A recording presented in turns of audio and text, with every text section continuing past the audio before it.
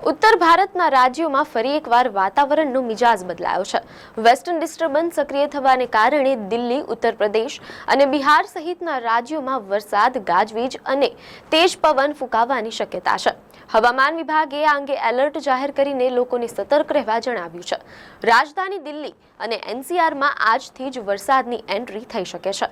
20 થી 40 કિલોમીટરની ઝડપે ફૂંકાતા પવનને કારણે ગરમીથી આંશિક રાહત મળશે। બીજી તરફ ઉત્તર પ્રદેશના પશ્ચિમ અને પૂર્વીય જિલ્લાઓમાં પણ વાદળછાયા વાતાવરણ વચ્ચે હળવા વરસાદની આગાહી કરવામાં આવી છે। સૌથી વધુ અસર બિહારમાં જોવા મળી શકે છે, જ્યાં આગામી 2 થી 3 દિવસ સુધી ભારે વરસાદ અને કરા પડવાની શક્યતાને પગલે ઓરેન્જ એલર્ટ જાહેર કરાયો છે। પહાડી રાજ્યો હિમાચલ અને કાશ્મીરમાં પણ હિમવર્ષા અને વરસાદને કારણે ઠંડીમાં વધારો થશે। અચાનક બદલાતા આ વાતાવરણને કારણે ખેતીના પાકને પણ નુકસાન થવાની ભીતિ છે।